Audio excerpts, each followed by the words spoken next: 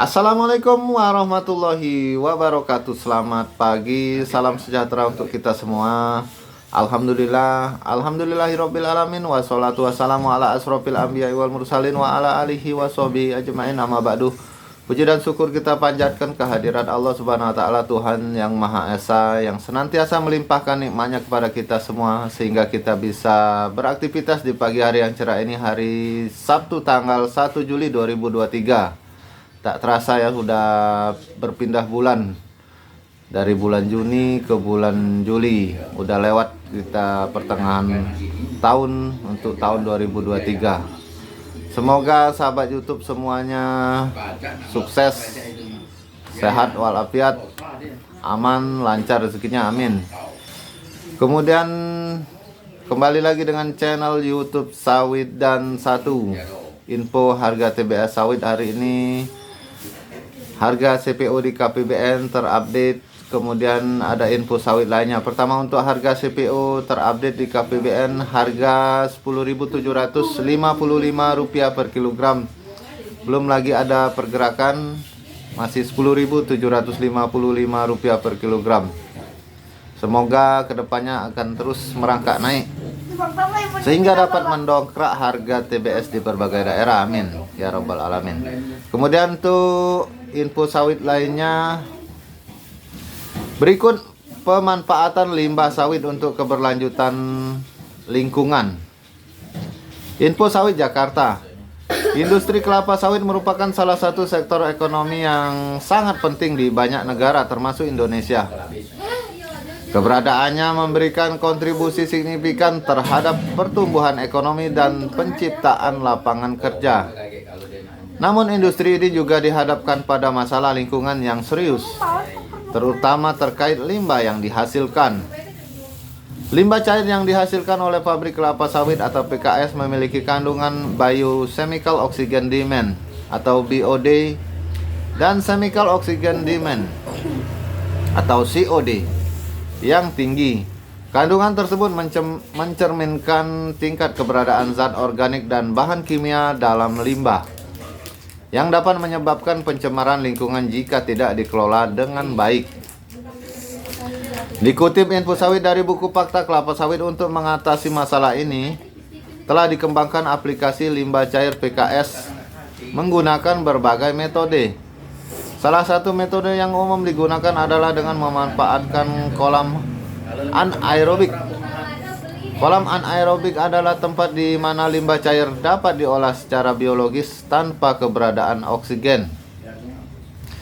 Dalam proses ini, mikroorganisme tertentu akan menguraikan bahan organik dalam limbah, menghasilkan produk sampingan seperti gas metana yang dapat dimanfaatkan sebagai sumber energi.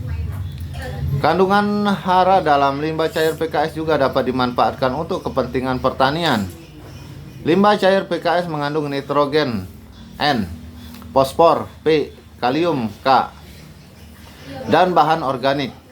Kandungan hara tersebut dapat memberikan nutrisi tambahan kepada tanaman, sehingga penggunaan pupuk tanaman atau pupuk kimia dapat dikurangi atau bahkan dieliminasi sepenuhnya. Dengan demikian, penerapan aplikasi limbah cair PKS dapat memberikan manfaat ganda, yaitu mengurangi pencemaran lingkungan dan meningkatkan produktivitas pertanian. Sistem aplikasi limbah cair PKS dapat dilakukan dengan berbagai metode seperti sistem sprinkle, air memancar, kemudian flatbed, melalui pipa ke bak-bak distribusi ke parit sekunder, long bed ke parit yang lurus dan berliku-liku, dan traktor tangki, pengangkutan limbah cair dari instalasi pengelolaan air limbah atau IPAL ke areal tanaman. Pemilihan metode aplikasi limbah harus disesuaikan dengan kondisi dan kebutuhan setiap kebun kelapa sawit. Selain limbah cair, setiap pengelolaan 1 ton tandan buah segar TBS kelapa sawit akan menghasilkan limbah padat berupa tandan kosong sawit atau TKS sebanyak 200 sampai 250 kg. Limbah padat ini juga memiliki potensi untuk dimanfaatkan. TKS dapat digunakan sebagai bahan bakar alternatif untuk pabrik kelapa sawit, mengurangi ketergantungan terhadap bahan bakar fosil dan mengurangi emisi gas rumah kaca. Selanjutnya, aplikasi tandan kosong kelapa sawit TKKS di kebun juga memberikan manfaat yang signifikan. Dalam setiap hektar kebun kelapa sawit, aplikasi TKKS sebanyak 60 ton per tahun dapat menggantikan semua pupuk nitrogen N dan kalium K. Hal ini dapat mengurangi penggunaan pupuk kimia dan mengurangi dampak negatifnya terhadap lingkungan. Pemanfaatan limbah sawit secara efektif dan efisien merupakan langkah penting dalam mencapai keberlanjutan lingkungan dan pertanian. Dalam hal ini, kolaborasi antara pemerintah, industri kelapa sawit, dan masyarakat sangat diperlukan. Pemerintah dapat mendorong adopsi praktik pengelolaan limbah yang baik melalui peraturan dan insentif. Industri kelapa sawit perlu berinvestasi dalam teknologi pengelolaan limbah dan inovatif dan ramah lingkungan. Sementara itu, masyarakat dapat berperan dalam mendukung dan mengimplementasikan praktik-praktik berkelanjutan dalam kehidupan sehari-hari. Dengan adanya upaya bersama untuk mengelola limbah sawit dengan baik, diharapkan dapat tercapai kesinambungan antara industri kelapa sawit, lingkungan, dan pertanian. Pengelolaan limbah yang efektif dan pemanfaatan yang bijaksana akan memberikan manfaat jangka panjang bagi semua pihak, menjaga keberlanjutan sektor kelapa sawit, dan melindungi lingkungan untuk generasi mendatang. Baik sahabat YouTube dimanapun Anda berada, kemudian info untuk harga TBS di daerah Merangin Jambi terupdate di tingkat PKA Rp1.820 per kilogram, Rp1.820 per kilogram. Bagaimana di daerah lain? Silakan teman-teman tulis di kolom komentar berapa harga TBS sawitnya.